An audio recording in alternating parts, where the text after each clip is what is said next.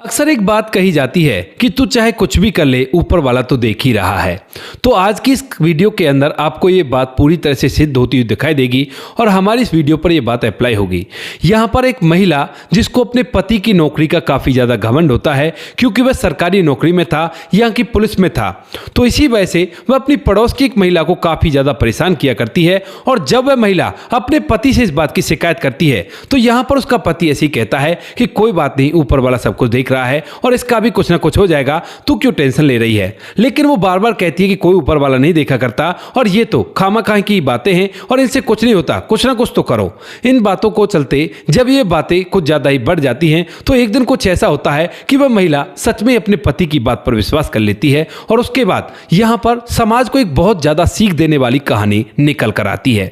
क्या थी घटना, क्या था किस्सा, पूरी सच्चाई के बारे में जानने के लिए वीडियो को अंत तक जरूर देखें। नमस्कार दोस्तों, मेरा नाम है जीतू और आप लोग देख रहे हो ब्रेन डिमांड चैनल। वीडियो को ज़्यादा से ज़्यादा लाइक करें और चैनल को सब्सक्राइब जरूर करें ताकि मेरा हौसला बढ़ता रहे।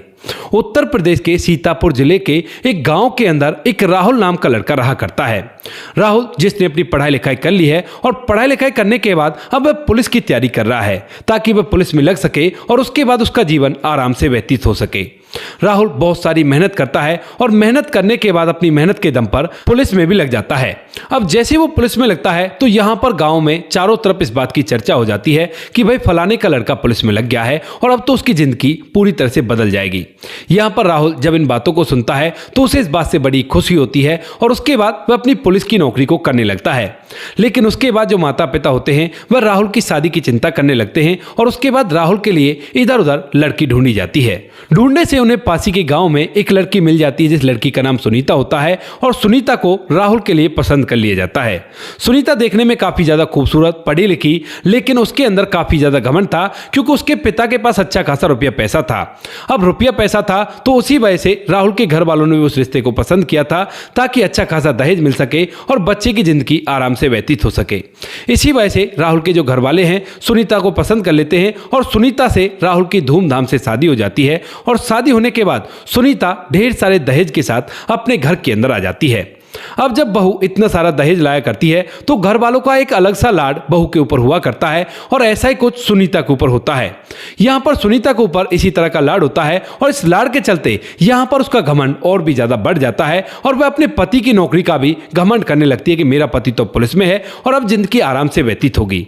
वहीं पर उनके ही पड़ोस में एक और परिवार रहा करता है जिस परिवार के अंदर पति का नाम मुकेश होता है और पत्नी का नाम काजल होता है। काजल का जो पति होता है वो ज्यादा अच्छे खासे पैसे तो नहीं कमाया करता है, वो जैसे तैसे एक छोटा सा बिजनेस करके अपने जीवन को व्यतीत कर रहा था। और जब यहाँ पर धीरे धीरे सुनीता की शादी को कुछ दिन बीतते हैं तो उसके बाद सुनीता काजल से मिलने जुलने लगती है और उसके साथ उसकी नजदीकियां बढ़ जाती हैं। लेकिन यहाँ पर सुनीता जो कि पहले से ही घमंडी थी और इसी घमंड के चलते वह छोटी छोटी बातों पर उसे ताना सा मार देती है और कहती है कि मेरा पति तो पुलिस में है और देख लेना वो तो ये कर देगा। क्योंकि जब भी कभी सुनीता छत पर कपड़े उतारने के लिए आया करती है, सुखाने के लिए आया करती, तो जो काजल होती है वह भी अपनी छत पर चढ़ा करती है और यहां पर दोनों में एक दूसरे से बातें होने लगती हैं। अब स्टार्टिंग में तो ये बातें नॉर्मली रहती हैं, लेकिन धीरे धीरे करके ये बातें कुछ इस कदर बढ़ जाती हैं कि यहां पर उन बातों के जरिए जो काजल होती है उसे सुनीता का घमंड साफ साफ झलकने लगता है कि उसे अपने पति की नौकरी का काफी ज्यादा घमंड है। लेकिन अभी यहां पर जो सुनीता होती है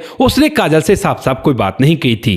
इसके बाद धीरे धीरे कुछ समय और बीतता है और समय के साथ साथ यहां पर जो सुनीता होती है उसके परिवार की पड़ोस के एक परिवार से लड़ाई हो जाती है और इस लड़ाई के चलते यहाँ पर जो सुनीता होती है वो उन्हें धमकी दे देती है अपने पति की वर्दी की और कहती है कि देख लेना, तुम्हारे साथ क्या करवा दूंगी, तुम्हें पता नहीं है क्या इस परिवार का जो बेटा है वो पुलिस में लगा हुआ है। अब ये बातें जब चलती हैं तो यहाँ पर काजल को ये बात महसूस हो जाती है और उसके बाद वो अपने पति से कहने लगती है कि सुनिए जी, लगता है इसे कुछ ज्यादा ही घमंड हो रहा है और ये तो बिल्कुल गलत है ना, ऐसा घमंड तो नहीं करना चाहिए। तो यहाँ पर जो उसका पति होता है मुकेश, वो कहता है कि कोई बात नहीं, ऊपर वाला सब कुछ देख रहा है और तू चिंता मत कर। ऊपर वाला जब कुछ फैसला करता है तो वो ऐसा करता है कि उसके बारे में किसी को महसूस तक भी नहीं होता, तो तू चिंता मत कर, सबका घमंड टूटता है, ये तो कुछ भी चीज नहीं है। बड़े बड़ी पोस्टों पर जो इंसान थे उनके भी घमंड टूट गए और वो भी ऊपर वाले नहीं तोड़े थे। इस बात को सुनकर पत्नी कहती कि ऐसा कुछ नहीं होता, ये तो आप वैसी ही बात किया करते हो। इसके बाद धीरे धीरे कुछ समय बीता है और कुछ समय बाद यहाँ पर जो उसका का पति होता है, यानी कि जो राहुल था सुनीता का पति, उसे भी इस बात का घमंड आने लगता है, क्योंकि पत्नी अक्सर उसकी बड़ाई करती रहा करती और कहती है कि मेरा पति तो पुलिस में है, मैं तो ये कर सकती हूं और मैं पुलिस वाले की पत्नी हूं।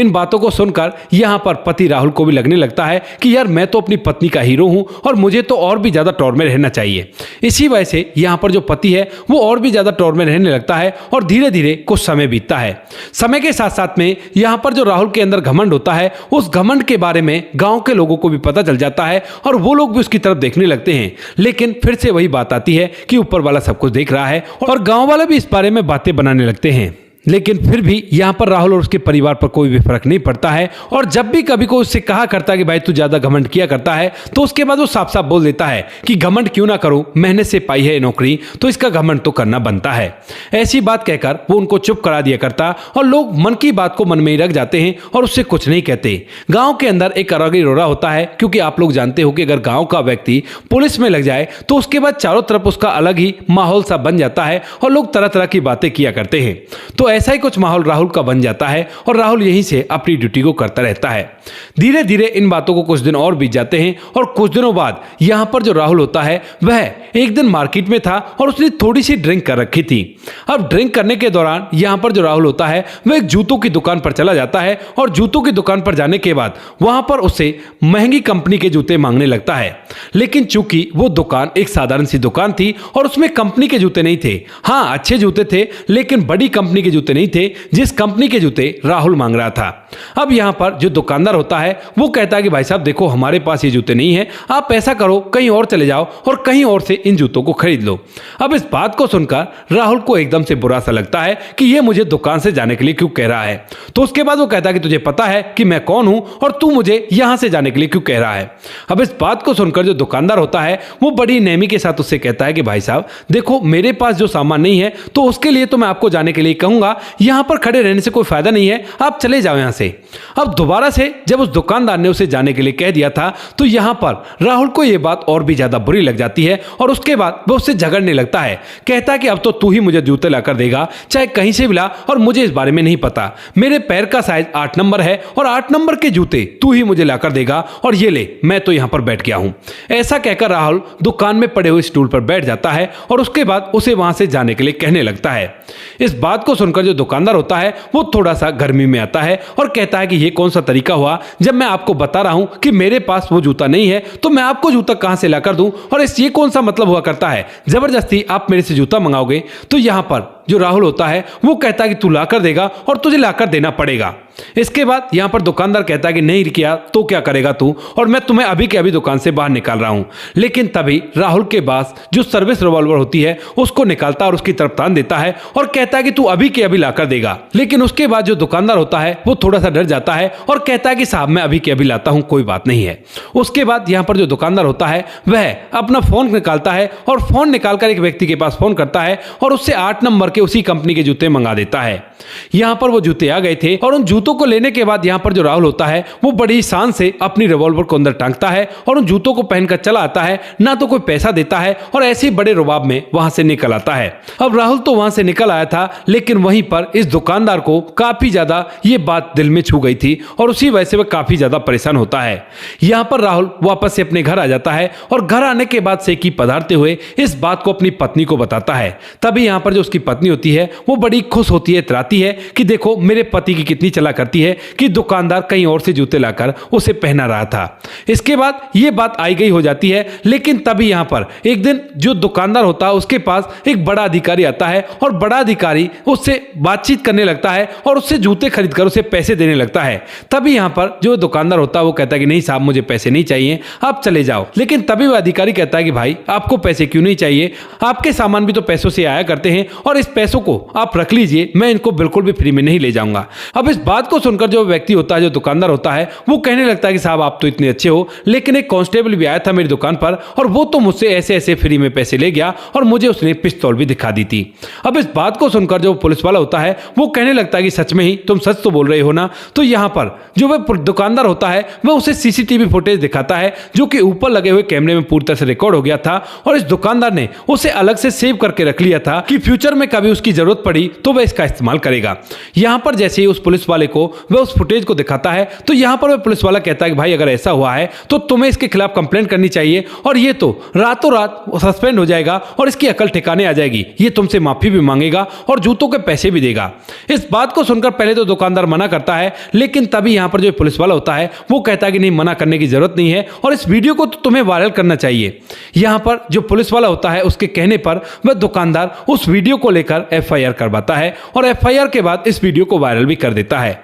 यह वीडियो जब ज्यादा तेजी से वायरल होती है तो यहाँ पर राहुल को पहचान लिया जाता है और पहचानने के बाद फौरन से सबसे पहले तो उसे सस्पेंड कर दिया जाता है और सस्पेंड करने के बाद भी आगे की कार्रवाई उस पर की जाती है क्योंकि उसने अपने अधिकारों का दुरुपयोग किया था।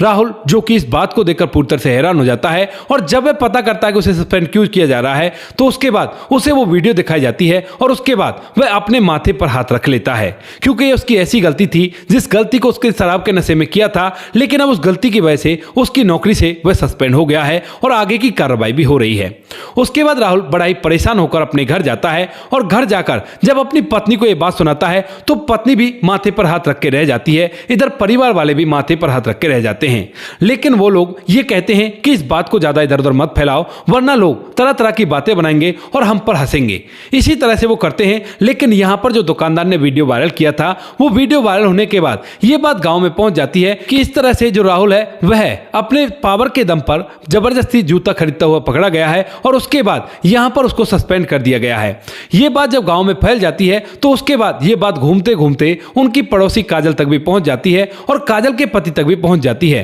जब काजल को यह बात पता चलती है तो उसके बाद वह अपने पति के पास जाती है और कहती है कि आप तो सही कह रहे थे कि ऊपर वाला सब कुछ देखता है, यहाँ पर राहुल को भी ऊपर वाले ने देखा है और उसको उसके किए की सजा मिल गई। इसके बाद पति कहने लगता है कि हाँ, मैं इसी की कह रहा था कि ऊपर वाला सब कुछ देखा करता है। इसके बाद यहाँ पर इस परिवार को भी महसूस हो जाता है कि उनका घमंड ही उनके बेटे की नौकरी को ले बैठा है और राहुल को भी महसूस हो जाता है कि वो जो अपनी नौकरी का घमंड किया करता था उसी वजह से ये सब कुछ हुआ है। यहाँ पर परिवार गांव के अंदर चुपचाप रहता है और कोई भी किसी से कुछ भी नहीं कहता और पूरा घमंड उनका थम जाता है। तो दोस्तों ये थी आज की कहानी जहां पर ऊपर वाले ने ऐसा देखा CCTV कैमरे के जरिए कि वह जनता को भी दिखा दिया और दिखाने के बाद सभी को एहसास हो गया कि ऐसा करने से ऐसा भी हो सकता है। तो आप क्या कहना चाहते हो इस कहानी के बारे में? आपकी जो भी राय कमेंट सेक्शन में लिख सकते हो, लोगों के साथ शेयर कर सकते हो। वीडियो अगर अच्छी लगी तो वीडियो को लाइक और चैनल को सब्सक्राइब जरूर करें ताकि हमें थोड़ा सा हौसला मिल सके आप लोगों के लिए ऐसे अच्छे वीडियो बनाने के लिए। इन कहानियों को सुनाने का उद्देश्य किसी को परेशान करना बिल्कुल भी नहीं है।